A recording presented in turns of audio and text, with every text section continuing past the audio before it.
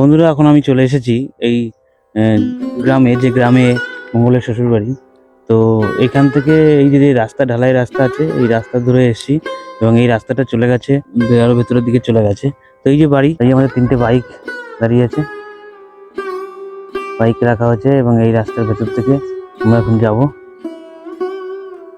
তো আমি চলে এসেছি সেই সুন্দরবনের সাংকিজানে। সেই সকাল 4:30টায় বেরিয়েছিলাম এবং সেখান থেকে প্রায় অনেক টাইম লেগে গেল। তো এই এসে পৌঁছালাম প্রায় 12টা, কটা বাজে এখন? 1:30টা বাজে। তো চলে এসেছি এখানে। এই যে ঢালাই রাস্তা, এই ঢালাই রাস্তা দিয়ে এসেছি এবং এই বাছাইয়ের মোড় আছে এই রাস্তার শেষে। তো এই যে পুরো সুন্দর রাস্তা এবং আমরা যে গ্রামে, এই যে বাড়িতে এসেছি, এই যে বাড়ি দেখো, আমাদের গাড়িগুলো এখানে দাঁড় করানো আছে আর আছে সুন্দর বড় একটা উঠান আছে। এবং চলো তোমাদের একটু ভেতরটা দেখি বাড়ি। তো এই যে প্রথমে আমরা যদি দেখি, বাঁদিকে যে খড়ের গাদা আছে, কিছু কাঠ আছে, আমাদের এখানেই আজকে রাতে যে তন্দুরি চিকেনটা হবে এখানেই হবে। আর এই ডান দিকে দেখতে পাচ্ছ একটা মন্দির আছে, বাইকগুলো আমাদের এখানে দাঁড়ানো। এই হচ্ছে ঘর, ওটা দেখে নাও, খুব সুন্দর। এবং এই যে আমাদের প্লেয়াররা এসব এসে প্রচুর মিটিং হচ্ছে। আচ্ছা, কি বিষয়ে কিছু বলবে কি? এই যে আজকে কেমন লাগলো বা এখানের পরিবেশ? লজ্জা পায় এরা, এই যে লজ্জা হচ্ছে, লজ্জা বলে হবে না। আমরা আসতে আমাদের খুব কষ্ট হয়েছে। এমন একটা রাস্তা থেকে এসেছি আমরা, ভাঙা চোরা, তারপরে আপনার ব্যাকাতা রাস্তা, শুধু মোড় ঘুরতে হয়। আমরা 30-এর উপরে চালাতেই পারিনি, 25-30 এরকম চালাতে চালাতে আমাদের এই 95 কিলোমিটার আসতে 6 ঘন্টা লেগে গেল। আমরা যদি জানতাম এই রাস্তায় এত দেরি হবে, তাহলে আমরা মেইন রাস্তা থেকে চলে আসতাম, স্টেট হাইওয়ে থেকে, ক্যানিং থেকে ডাইরেক্ট চলে আসতাম, আমাদের 3 ঘন্টায় হয়ে যেত। যাই হোক, এই রাস্তায়, আমরা যে রাস্তায় এসেছি সেই রাস্তায় আসবেন না। তবে এই জায়গার পরিবেশটা খুব ভালো, মনোরম পরিবেশ, সুন্দরবনে যেমন পরিবেশ হয়। এই শীষ গাছ, আপনার নারকেল গাছ, তেঁতুল গাছ, তারপরে এইদিকে হচ্ছে এই যে জমি, ওইখানে পাতা ফেলা আছে ধানের, ফুল গাছ, সুন্দর গ্রাম্য পরিবেশ যেরকম হয়, এইটাই তো আমরা এনজয় করতে আসলাম। এত দূর থেকে কষ্ট করে 6 ঘন্টা গাড়ি চালিয়ে আসলাম, এটাই উপভোগ করার জন্য আসলাম। দেখুন আমাদের এখানে আরো কি কি আছে, মানে আমরা যেখানে এসেছি।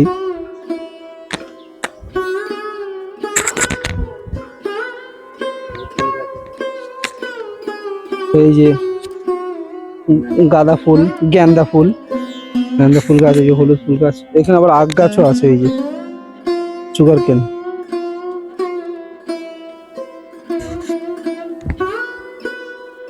এই পুকুরে মাছ ধরবো আমরা। ওপাশে ওই যে চাষ হচ্ছে, ওই যে কি মূলো, বাঁধাকপি, না শালগম আছে, শালগম, এই যে পাতা ফেলা আছে ধানের। আর 10-12 দিন পরে ওইটা চাষ করে লাগানো, রোয়া হবে। একটা ছোট তাল গাছ আছে, সুন্দর পরিবেশ। দেখি আমরা আরো কিভাবে এই জায়গাটাকে উপভোগ করি, সেগুলো দেখবেন আপনারা, আস্তে আস্তে ভিডিওতে আসবে।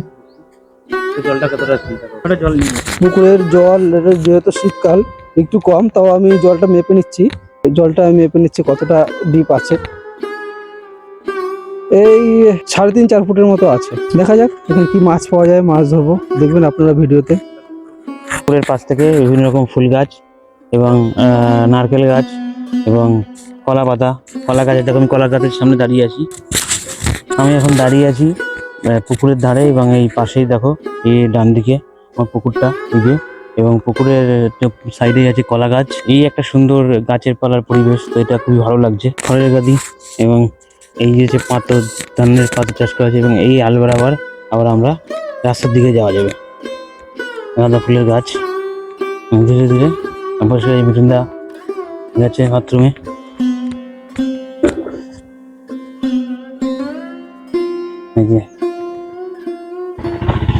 চলো, আমার একটা উঠান আছে, স্নান করবো কোথায়? পুকুরে স্নান করবো, চলো। জল গরম করে পুকুরে ঢেলে দেবো। জল গরম হয়ে যাবে। আমি স্নান করে এসেছি। আমি করেছি,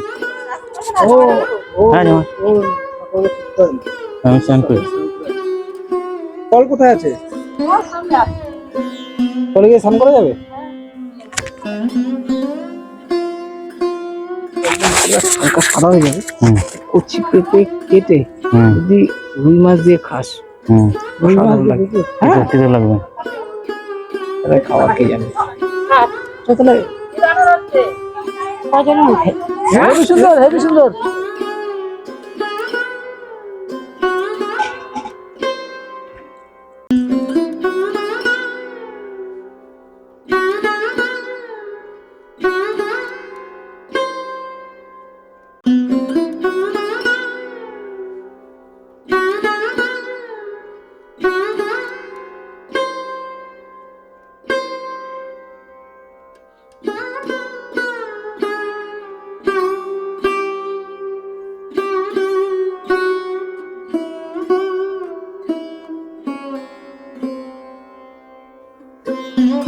এই রাস্তা ধরে যাচ্ছি এখন, গ্রামের ঢালাই রাস্তা। বাদিকে দেখো কত গাছপালা আছে। আর এই যে সৌমেন যাচ্ছে চান করার জন্য এই বালতি হাতে। চলো চান করতে কেমন লাগে দেখি। জল, এই পুকুরের জল অনেক কম আছে, তাই পুকুরের জলে স্নান করা হবে না, এখন কলে যাওয়া হচ্ছে। চলো কলে গিয়ে স্নান করবো। কল কোথায়? কলের কাছাকাছি চলে এসেছি। সাঙ্কিজান, জায়গার নাম হচ্ছে সাঙ্কিজান। চলো চান করো।